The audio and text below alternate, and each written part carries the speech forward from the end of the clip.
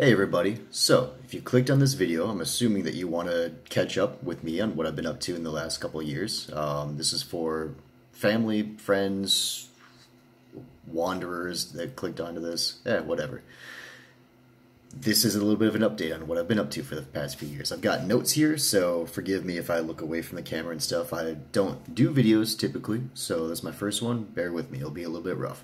Now, if you don't want to watch the whole video, which is where I go in depth on everything to explain all the intricacies and the bureaucracy that has been part of the journey, I'm going to do short, brief first, kind of like a Cliff's Notes of things, so that if you just want to get the gist of it, we can just watch the first 2 minutes, whatever.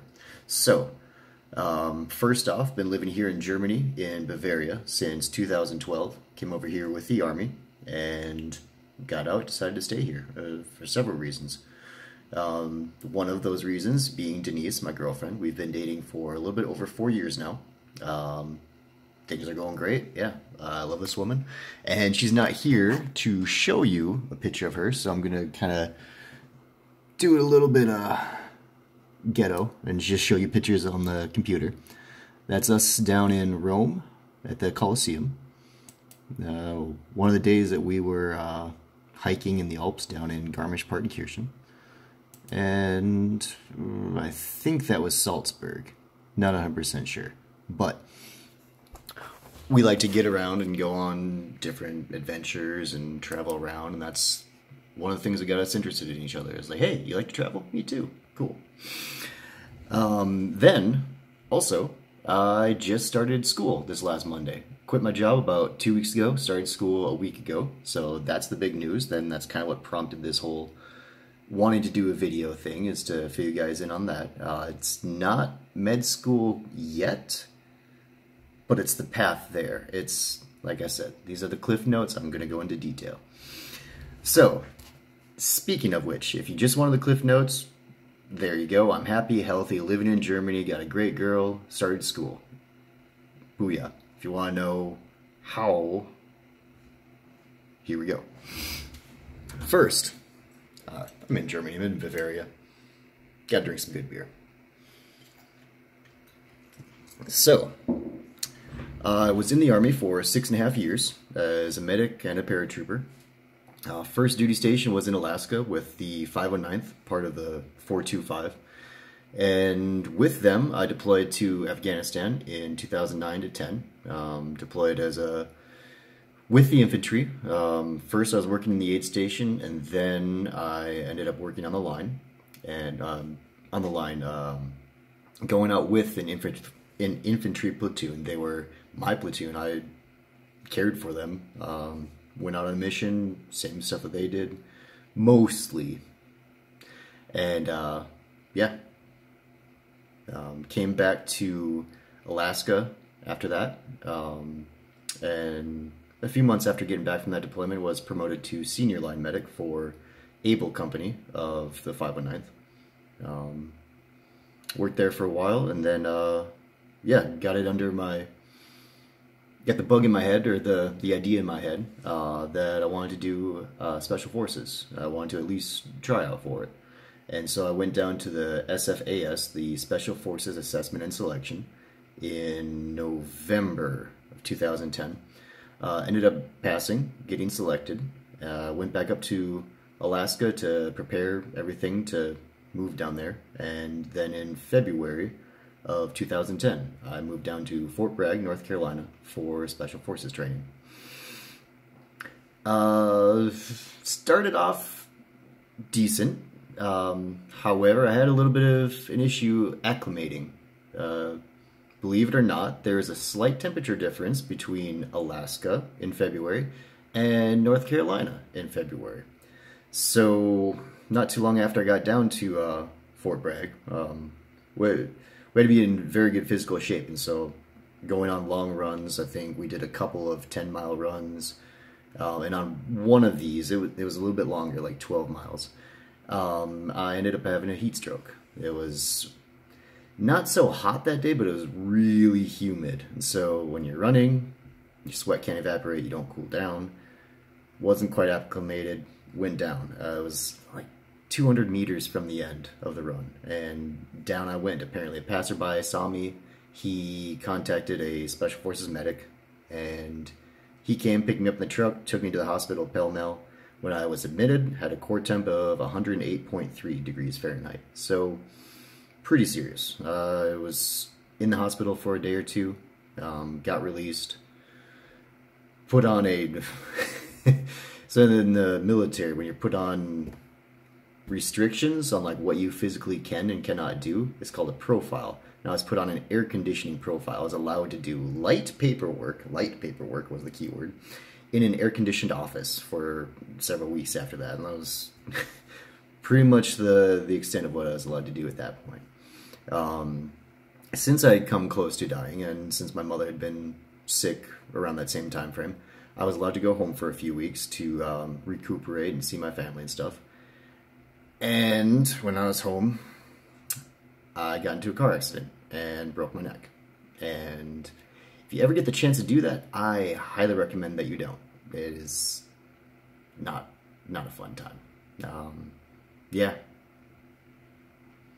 I made some stupid decisions that night that led to that. I drank and then got behind the wheel of a car, to my everlasting shame. But thank God I was the only person that got hurt through that whole ordeal. Yeah, learn from me. If my purpose in life is as serving as an example to others, you know, there you go, learn from me. After that, yeah, broken neck is a pretty serious issue, and it's not just like, oh, well, technically, I broke it a little bit. No, it was quite a bit of damage. I got scar from the anterior fusion, and then the scar on the back from the posterior fusion. So from the front, 4 and 5, C4 and 5 are fused, and from the back, 3 through 6 are fused. So I still have pretty good motion, but it's not what it used to be. So with that in mind, as I healed up, figured out that jumping out of airplanes, military style, wasn't for me anymore. Static line jumps are designed to get you to the ground as fast as possible, with minimum safety. So a lot of times when you hit the ground, you hit pretty hard. And with a fully healthy and flexible neck, that is dangerous. With a fused neck, not so much. So, although nobody told me I couldn't jump anymore, I just didn't want to risk it.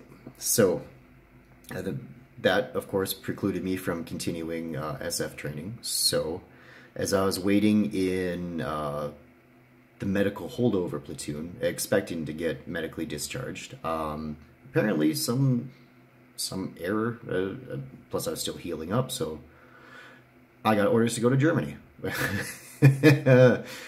Exciting. That was on my wish list from the time that I joined the Army, and I had a wish list that I could make, 3 places I wanted to go. It chose Germany, then Fort Bragg, then Alaska, because airborne wasn't in my original contract, and I was trying to figure out, like, okay, well, if I ask for an airborne unit, once I show up and I'm not airborne, they'll send me to airborne school.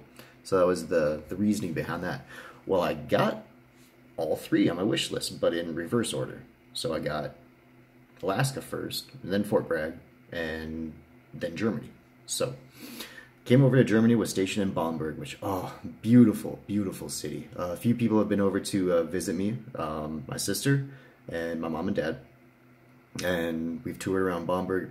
Oh, man, Bamberg holds a special place in my heart. That place, there are 9 breweries within the city's limits, and it's not that big of a city, and it's all good beer.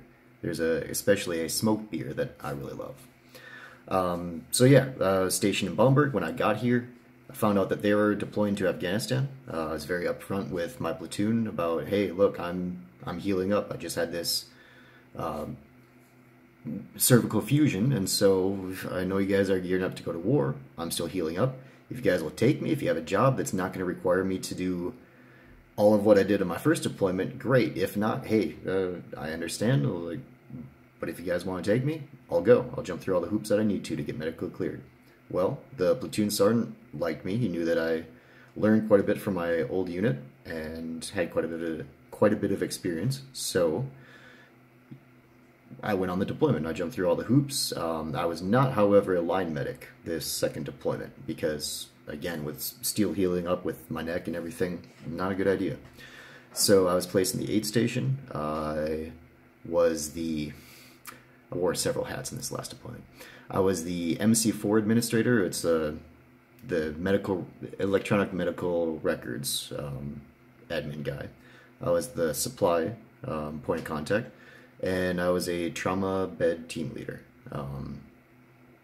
And yeah, so that was this second deployment. We bounced around a little bit from base to base, but yeah, we were in a different province this last. The first time I was in Paktika province, and the second time I was in Wardak and Logar provinces. So came back from that deployment amid a little bit of under a cloud of schmutz. Not that I did anything wrong. This stems from when I was leaving Alaska to go to Special Forces training.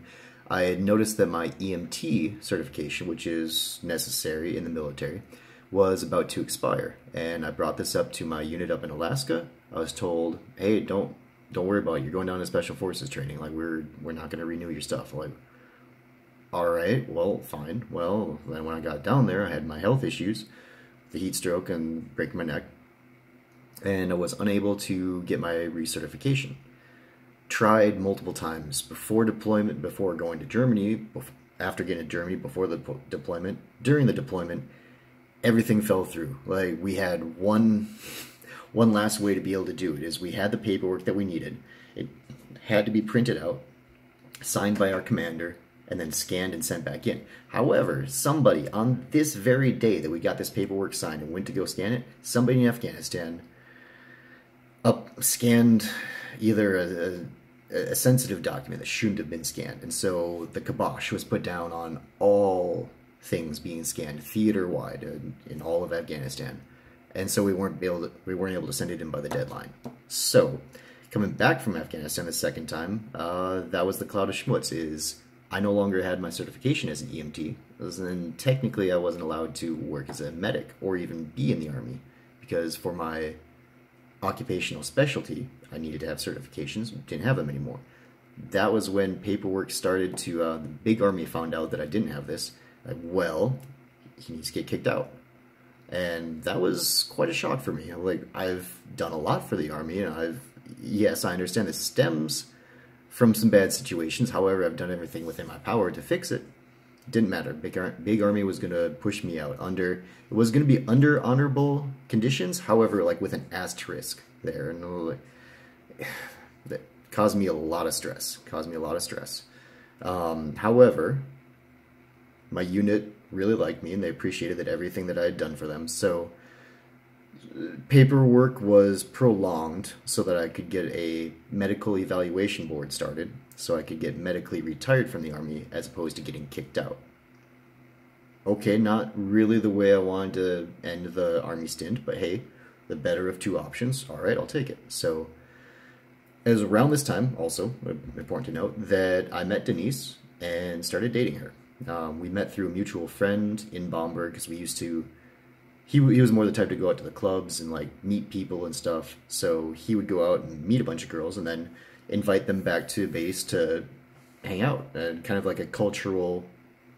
We would grill and then sit around, watch a movie, and then talk about cultural differences between Germany and the States or whatever. And it was on like the second or third thing of this that I was invited and Denise was invited, and we met, and like, hey, cool. Like I said before, we both really like to travel, and she has the right attitude about it. And that's what I really liked about her. Plus, she's a great person. So we started dating around this time. So medical retirement paperwork was started. It was a process. Took a little bit less than a year for me. Then yeah, as I was going through this process, I was dating Denise, and we were talking. And I'm like, wow, this is a really great girl. It would be a shame to start dating her and then be leaving right away. I'm like, well, what if I ended up staying for a little bit longer just to see if we have what it takes? Like, okay. And then also, kind of icing on the cake, is we were talking once about university, and she was complaining about how expensive it was. Like, oh, color me interested. Like, I know tuition is very expensive in the States. How expensive is it here? Well, turns out to be quite a bit cheaper. Sorry, just trying to position the camera right. She was saying that it was about, it used to be 500 euro per semester. I'm like, okay, per class per semester? That's still pretty cheap. Like, no, per semester. Like, now it's down to about 200 euro per semester, which would be about $250. I'm like, that's it? Like, so then I started looking into it. Like, yeah, this also applies to foreigners, depending on the school and which German state you're in. But yeah, foreigners have it's free. There's just a semester fee that you have to pay each month or each semester. Huh. Okay. So that got me interested and kind of set forth the plan of, well, I finally found my calling in life. I want to be a doctor. I want to be a good doctor. I've met a lot of questionable ones in my life. There's some really good ones. I've had some really good experiences, but also I've worked for and with some people that just were not cut out for the medical field. I'm like, well, if they can do it, then I should, because being a doctor is not just about smarts. You got to have the people skills as well and actually care about your patients. And a lot of people that I've met didn't.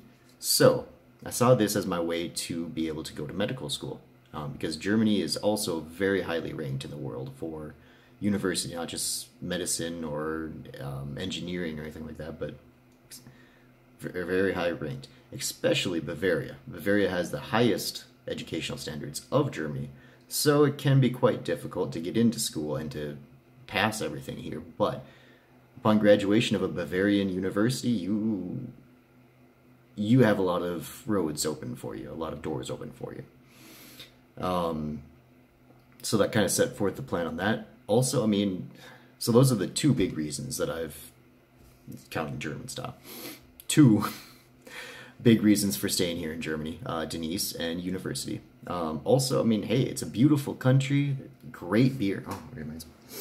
Great beer here. Lots of good travel opportunities. A lot of similarities between German and American culture. Sure, there's differences, but for the most part, we're quite compatible as nations and people, which is pretty cool.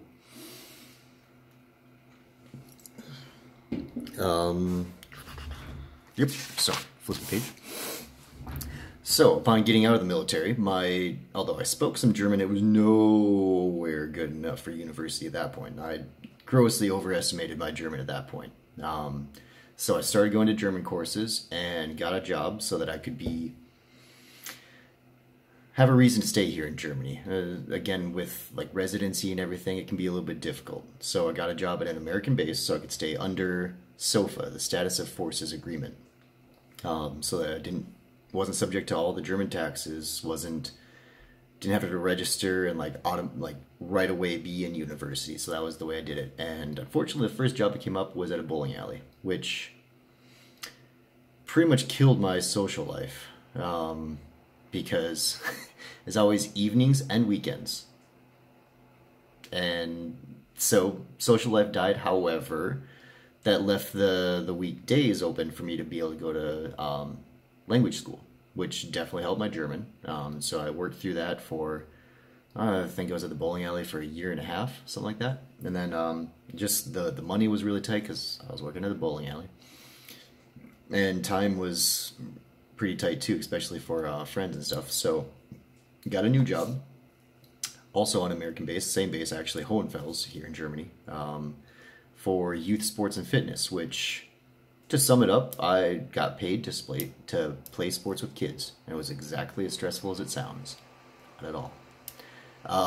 It was pretty fun. The pay was definitely better. The hours weren't as conducive to language school, but made it work.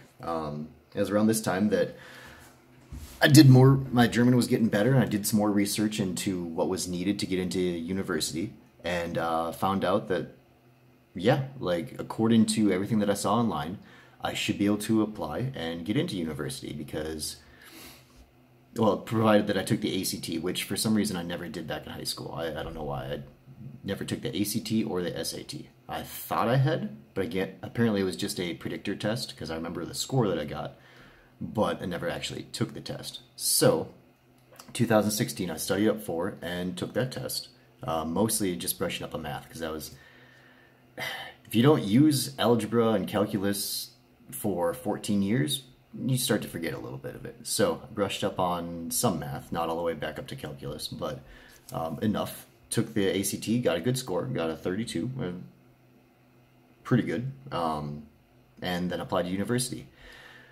Well, like I was saying, with complicatedness and bureaucracy here in Germany, apparently there is a small hidden rule, and it wasn't even published. The office that evaluates foreign diplomas and education, it's in their system, but not in the public system to see this rule. Well, apparently, if you're going to be using an ACT or an SAT score along with your high school transcript, it has to be within the same time period. And well, I mean, I took the ACT 12 years after I graduated, so they didn't accept it. I'm like, well, okay, how can I get into university? I said, okay, you have one of two options. You can either go and get a 2-year degree in your home country. That's basically just going to get ignored. It's not like I would be able to then skip any classes in the German university system. Or I can go to Studiencollege, which is a type of preparatory school here in Germany for foreigners. So here in Germany, they don't just finish high school and every class. So at the end of high school, every class has a test, and then you finish every test in each class, and then you're done. You're graduated. Here in Germany, they do that, but then, wait, there's more. A few weeks or a few months later, they take the Abitur, which is a test over everything that they've learned in their entire education system up until that point. And so it's a pretty big test. It's no joke. It's not. It has a much higher quality than the ACT or the SAT. It's a big test, especially here in Bavaria. And so since I don't have this Abitur, I need to take a kind of a equivalency exam, kind of like a GED. It's not a perfect translation, but German made simple. It's a GED.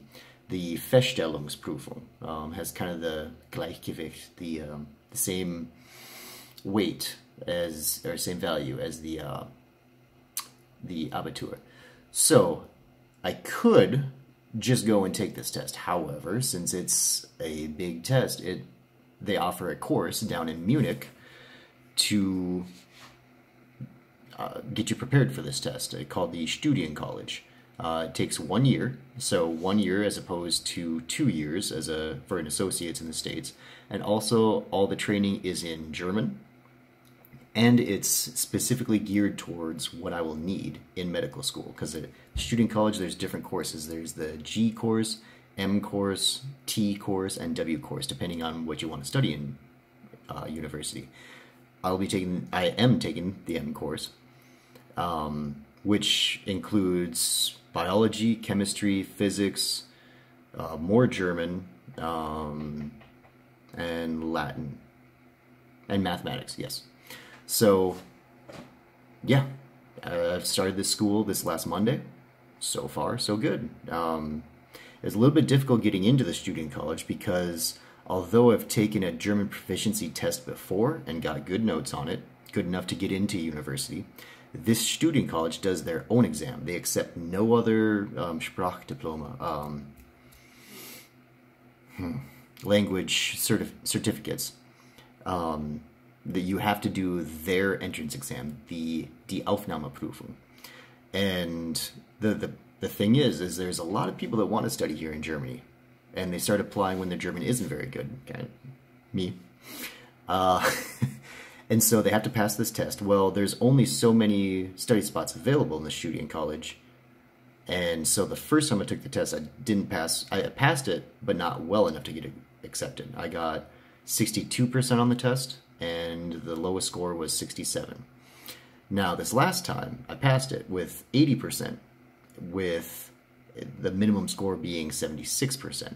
So the difficulty raised. It's not just good enough to have good grasp. It's not just how well you do. It's how many other people are applying, how many study spots there are, and how good the people are that are applying. So, and okay, yeah, I got 80% on this test. Maybe that sounds like Your German sucks. Not necessarily. Sometimes, maybe. But this test is not of how well I understand German. It's a test of how well do I know all the tiny little German grammatic rules. It is a doozy of a test. If you feel like it, you can go on to Studiencollege-München.de. It gives the option of like looking through the website in English as well. And you can take a look at the Musterprüfung, the example tests. It's a doozy. Yeah, I took one of the examples in English, and I have a pretty firm grasp of the English language. And I got 85% on the English test because it's gaps of words. There'll be the last half of a word missing, and you have to fill that in. And okay, if there's one or two of these gaps per sentence, no problem. You can see what's written, you can see what's meant to be there, and then you can fill it in. But when there's 7 to 8 of these gaps per sentence, and they're short sentences, no idea what's going on with this sentence. It hinges upon like all the other gaps, and it's pretty difficult. So just because I got 80% in the test doesn't mean that my German's bad. I've been talking to the other students in Studiencollege now, and they all did worse than me. So it's not like I was trailing the pack, like, oh, I barely got picked up. Is everybody else on the test did about as well or as bad as me. Yeah, it's not a fun test. But I passed it. I'm in. Started school last Monday. So far, so good. Really liking chemistry and German and Latin. Really enjoying those so far. Again, even though I studied up for math back a year and a half ago, it's still just a little bit difficult because I learned up to Algebra 2, but now they're kind of starting at Algebra 2 and working upwards. So I need to do a bit more studying on my own time. And this is the same thing with physics. Is just math is like the one thing that I need to brush up on right now. Yeah, I'm really liking it. It's good to not be working and doing class at the same time. I'm just doing class. What else can I tell you?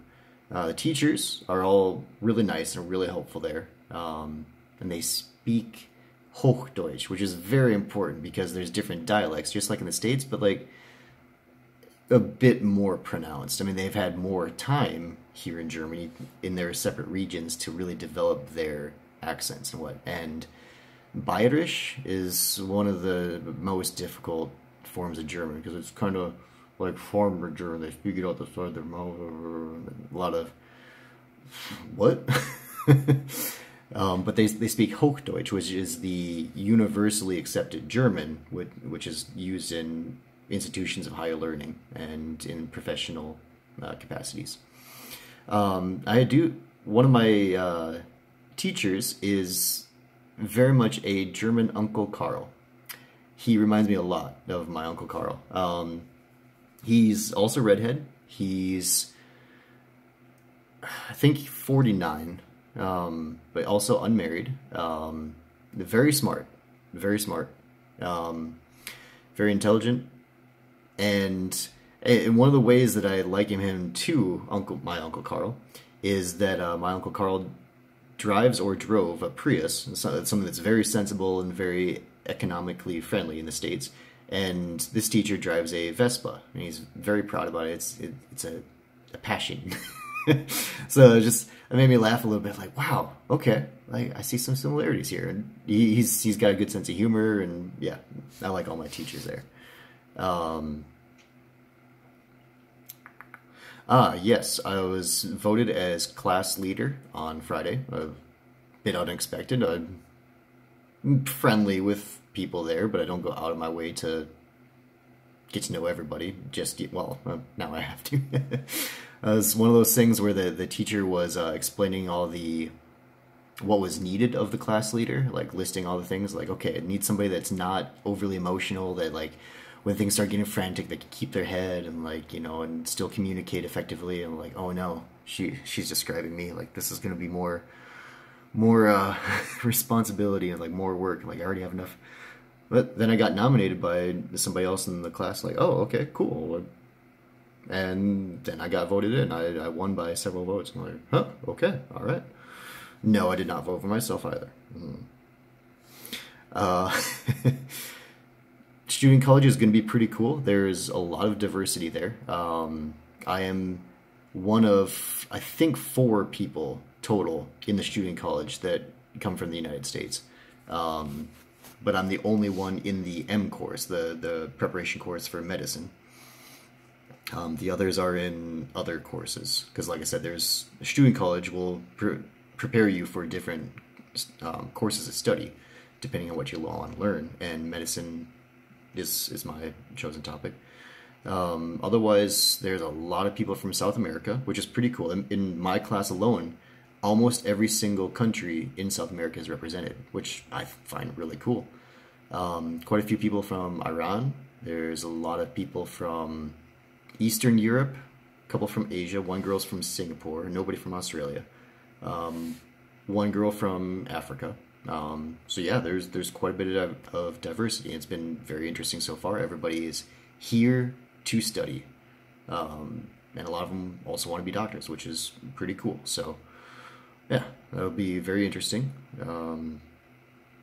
Currently, I'm still living at my old apartment in the area of Regensburg. The town is called Deuerling, and taking the train 2 hours one way each day for class. So 2 hours there in the morning, take class, take the train 2 hours back, because fuel is extremely expensive here. So driving to Munich is about 1 hour and 15, but fuel is extremely expensive. And now that I no longer work for an American company, for the U.S. government, and it would be under SOFA, Status of Forces Agreement, I no longer get the tax breaks on the fuel, so I have to pay full price, which is more than twice as expensive. So not doing that every day. And right now there are like no... The way the Aufnahmeprüfung is set up, the entrance exam, is that there's the entrance exam, a week later you find out the results, and a week after that, class starts. Not a whole lot of time to find an apartment, change everything from the American system to the German system, and be ready to start class. And Munich is expensive and difficult to find an apartment because right now there's a lot of other students trying to find apartments. So I'm staying at this apartment for a little bit longer. I had to give a 3-month notice before moving out. I didn't want to do that before I found out if I passed or not. So I'm staying here, taking the train. It's not optimal, but it works. Having been in the military, I'm used to waking up early and carrying through the day. Just make really strong pots of coffee. And yeah, so that's what I'm doing for the next 3 months. Gave my notice to my landlord that I'm moving out today. And so, yeah, I think in May it'll be quite a bit easier to find an apartment as well down in Munich. And